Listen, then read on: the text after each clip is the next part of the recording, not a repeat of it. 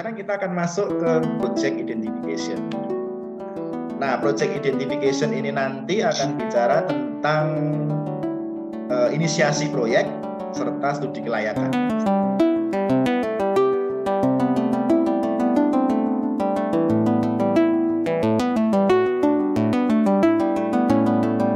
Project identification merupakan fase awal inisiasi proyek. Ya, di situ ada identifikasi kebutuhan tentu saja, kemudian apa masalah yang terjadi, kemudian opportunity-nya apa, ya, peluang-peluangnya apa, kemudian juga menentukan batasan ruang lingkup waktu dan biaya untuk proyek. Itu dari identifikasi. Jadi dia mereview proses existing dan apa ekspektasi yang diharapkan oleh setiap pihak terkait dengan proyek yang akan dikembangkan. Direview di situ. Nah, project identification ini yang pertama adalah mengenali perencanaan sistem yang akan dikembangkan didasarkan pada rencana strategi organisasi secara menyeluruh. Jadi di situ kita harus paham dulu terhadap organisasinya. Ya, kita harus paham dulu terhadap renstra organisasinya, termasuk tujuan jangka panjang organisasi, kekuatan dan kelemahan organisasi, mempelajari peluang dan hambatan di lingkungan bisnis tersebut, kemudian termasuk prediksi kecenderungan ke depan, dan memprediksi kebutuhan-kebutuhan yang akan dikembangkan. Jadi di sini makanya dikatakan tadi, sistem analis harus juga memahami bisnis analisis, karena di sini dia bekerja. Harus memahami tentang organisasi tersebut, knowledge di dalam organisasi tersebut, bisnis value-nya apa, ya, bisnis utama, core bisnis dari organisasi tersebut apa, kemudian bagaimana meningkatkan bisnis value tersebut. Tetapi tentu saja terkait dengan renstra organisasi, rencana strategi dari organisasi secara menyeluruh, ya. Nah, ini harus dipahami dulu, ya. Kekuatan kelemahan organisasi, kemudian ke depan kira-kira akan terjadi apa, itu harus dipahami dulu untuk tahap pertamanya. Nah, langkah kedua adalah melakukan analisis area bisnis yang meliputi dokumen-dokumen proses bisnis, pada posisi mana teknologi informasi ini akan memberikan benefit. Nah, ini sudah lebih fokus ke area bisnis yang akan diterapkan IT di dalamnya. Nah, IT itu nanti kita kira-kira akan diposisikan di mana, memberikan benefit di mana, dan sebagainya. Nah, langkah ketiga adalah mendefinisikan proyek potensial di bidang teknologi informasi, mencakup ruang lingkup, benefit, dan kendala-kendalanya. Nah, setelah tahu areanya di mana, area bisnisnya di mana, lalu kita definisikan secara detail, IT-nya, ruang lingkupnya mau di mana itu.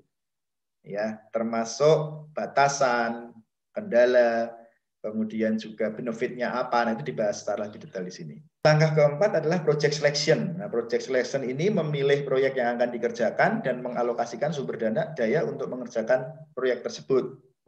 Nah, di sini mungkin ada banyak hal yang bisa dilakukan, tetapi mana yang paling potensial, maka dipilih namanya project selection. Nah, itu. Nah, sekarang kita masuk ke project selection, bagaimana cara memilih dari proyek itu. Apa saja yang perlu dipertimbangkan di dalam project selection? Nah, yang pertama tentu berfokus pada kebutuhan organisasi. Kembali pada apa yang kita diskusikan di awal, fokus utamanya masih pada kebutuhan organisasi. Ya. Nah, kebutuhan organisasi ini misalnya, apakah proyek memiliki 3 kriteria penting, kebutuhan, keuangan, dan keinginan. Nah, ini 3 kriteria penting ini harus disinkronkan. Termasuk pertanyaan apakah orang-orang dalam organisasi setuju bahwa proyek perlu dikerjakan. Itu sangat penting sekali. Nah, makanya tadi sudah saya sampaikan dari depan, mungkin ada resistensi. Apakah organisasi memiliki kemauan yang kuat untuk mendanai proyek? Pasti, ya, penting. Apakah ada keinginan yang kuat agar proyek berhasil? Ya, pasti. Itu kita bicara tentang komitmen tadi. Komitmen pimpinan, komitmen seluruh unsur di dalam organisasi untuk menyelenggarakan proyek itu menjadi sangat penting sampai proyek itu berhasil dilakukan. Nah, berikutnya adalah mengkategorikan proyek teknologi informasi. Nah, ini yang pertama adalah respon terhadap masalah. Ketika ada masalah, IT dibangun untuk menangani masalah tersebut. Ketika ada stok yang seringkali nggak sama, mereka curiga dengan adanya kecurangan-kecurangan misalnya di sebuah apotek misalnya gitu ya, maka IT dibangun karena ada respon terhadap masalah itu. Yang kedua adalah proyek untuk mengoptimalkan peluang. Nah ini misalnya, mengoptimalkan peluang. Ini nggak ada masalah yang terjadi, tetapi manajemen melihat adanya peluang untuk dikembangkan sebuah project IT misalnya apa? Misalnya di era sekarang sebuah toko yang konvensional dia memiliki satu toko besar, memiliki cabang di mana-mana, tetapi dengan kondisi COVID-19 misalnya, mereka melihat peluang, wah ini kalau kita kembangkan lagi dengan toko online akan lebih bagus. Sebenarnya mungkin nggak ada masalah, tapi mereka melihat peluang, oh sekarang kok tren online kok keren sekali gitu, sehingga mereka membangun sebuah sistem untuk penanganan penjualan online misalnya. Nah ini salah satu proyek yang tujuannya untuk mengoptimalkan peluang.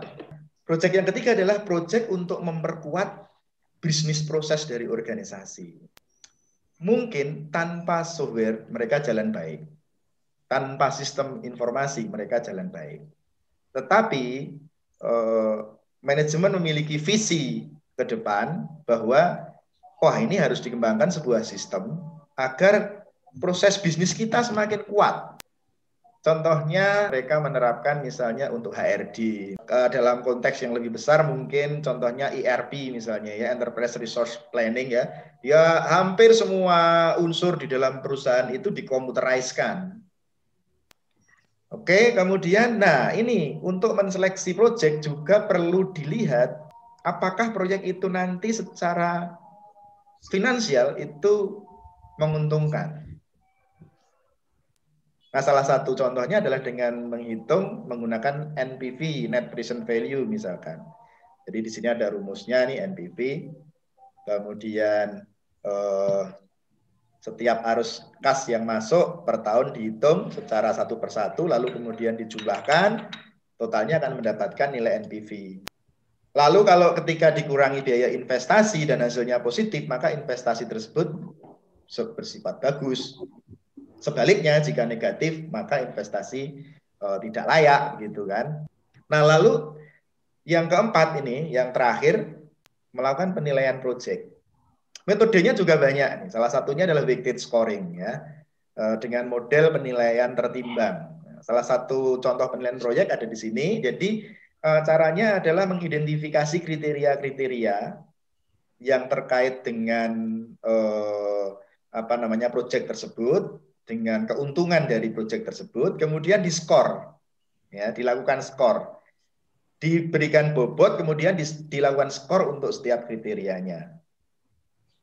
Nah, ini kan project selection ya. Jadi biasanya ada beberapa project yang akan diseleksi mana yang paling layak begitu kan. Dan weighted scoring ini maka nanti kita bisa tahu skor proyek terbobotnya berapa. Nah, misalkan project A ini 56, project B 78,5, project C 50, project D 41,5 misalnya, akan ketemu bahwa proyek B memiliki skor tertinggi. Nah, ini project B memiliki skor tertinggi ya dari proyek-proyek lain. Artinya proyek B ini layak untuk diprioritaskan.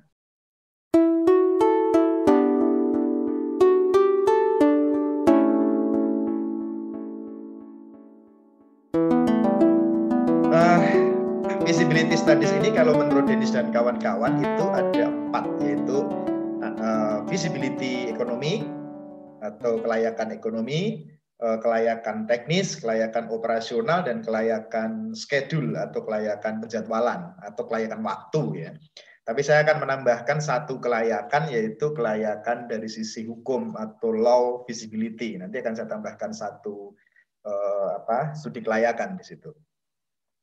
Nah, feasibility analysis atau studi kelayakan akan menilai dari berbagai sisi, baik ekonomi, teknis, operasional, maupun schedule, apakah sistem itu memang layak untuk diimplementasikan.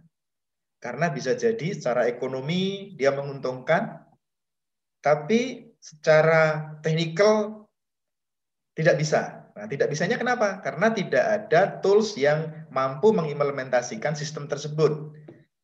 Nah, misalnya kita akan mengimplementasikan absensi dengan deteksi misalnya deteksi wajah dari 360 derajat. Jadi ketika ada orang lewat langsung terdeteksi itu siapa misalnya.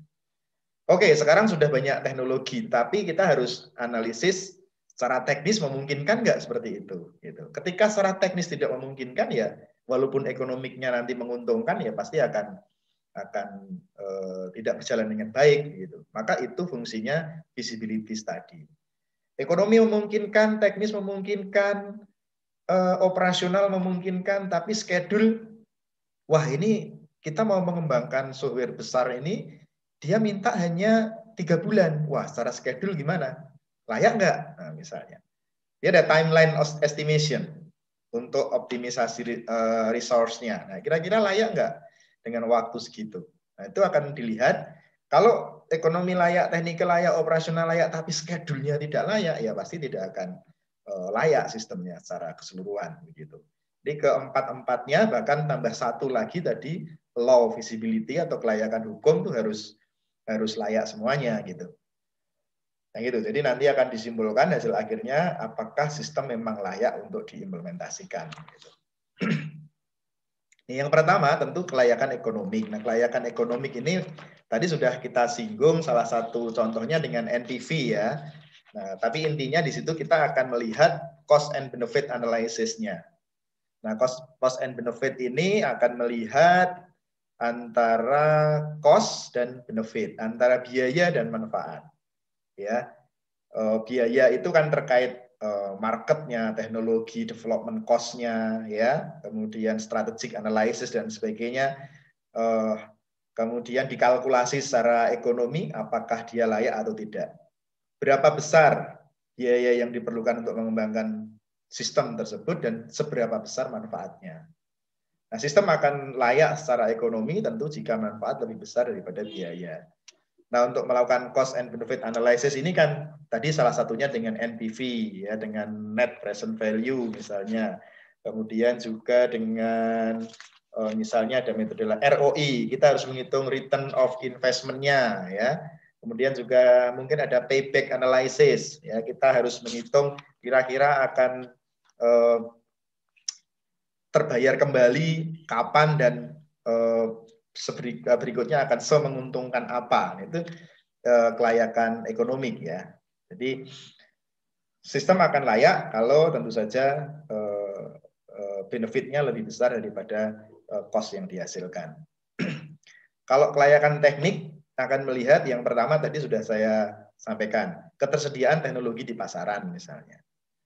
Nah, misalnya kelayakan teknik ini akan melihat apakah ekonomi yang diinginkan apakah teknologi yang diinginkan dapat diterapkan di sistem. Nah, apakah dia tersedia di pasar, gitu ya. Nah, ini di sini ada contoh. Kalau misalkan membutuhkan pencetakan gambar grafik berresolusi tinggi, apakah perangkatnya mudah dicari di pasaran? Ya, pasti kalau sekarang mudah ya. Nah, ini jika akan dikembangkan sistem pendeteksi pengunjung yang terpapar COVID-19, apakah teknologinya sudah tersedia di pasar misalnya? Nah, itu perlu dilihat kelayakannya.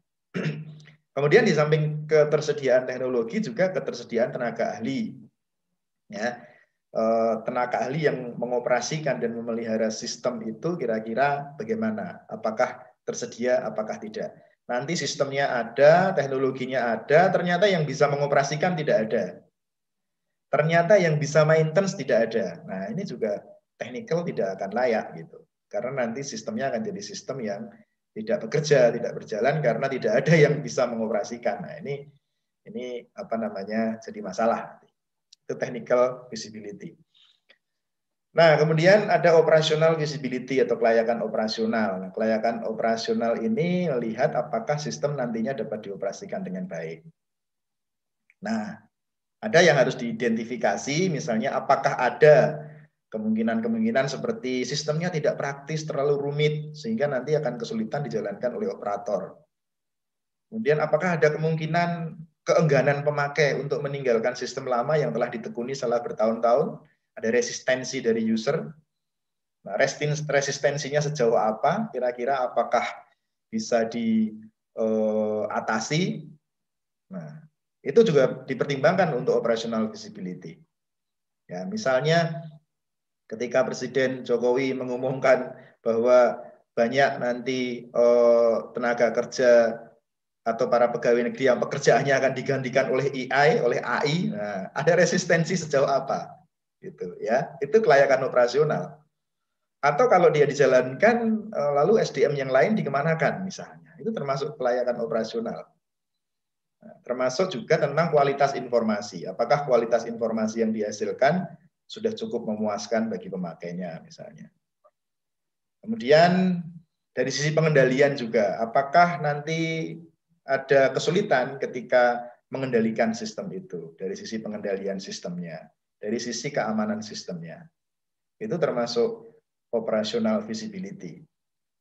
Kalau 4 hal itu tidak ada atau setidaknya bisa ada solusinya begitu, walaupun ada masalah, misalkan ada keengganan user, ada resistensi, tapi bisa dipikirkan solusinya, atau ada kemungkinan bisa dipecahkan masalahnya, nah itu maka masih bisa dikatakan kelayakan operasionalnya tercapai begitu.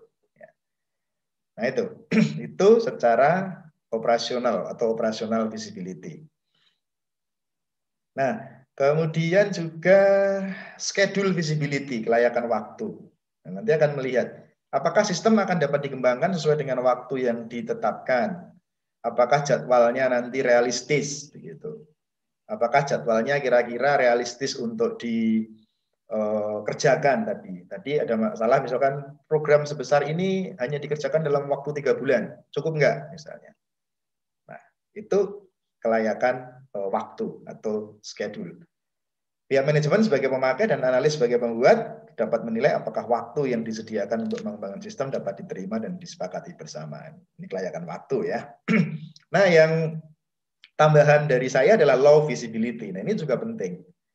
Ekonomik oke, dia menguntungkan, technical oke, operasional oke, waktu oke, tetapi kalau low visibility-nya tidak tercapai, kelayakan hukumnya tidak tercapai, maka juga nggak akan layak dikembangkan gitu, karena negara kita adalah negara hukum misalnya, maka dia akan menilai apakah sistem yang dikembangkan itu tidak akan menyimpang dari hukum yang berlaku, termasuk efek samping yang akan dihasilkan oleh sistem itu, termasuk dampak yang akan dihasilkan oleh sistem itu.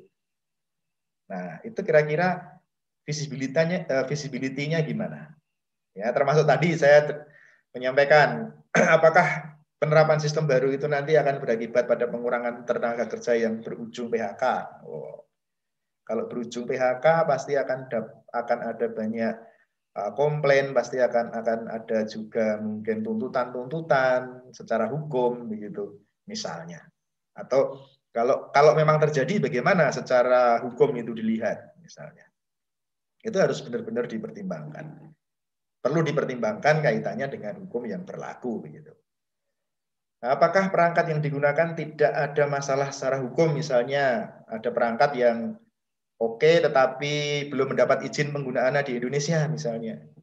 Mungkin saja terjadi. Kita mau menggunakan teknologi tapi di sini belum bisa dioperasikan karena masalah izin dan sebagainya, atau izinnya bertentangan dengan peraturan yang berlaku di Indonesia, masalah teknologi misalnya. Nah, itu bisa terjadi seperti itu. Itu low visibility ya. Bagaimana dengan pemakaian perangkat software? Apakah menggunakan termasuk softwarenya, apakah bajakan, apakah original ya? Kaitannya dengan hukum yang berlaku sekarang bagaimana? Nah, itu bagian dari kelayakan hukum tadi. Nah, dari 5 ya, ada ekonomik, teknis, kemudian operasional, kemudian schedule, kemudian hukum.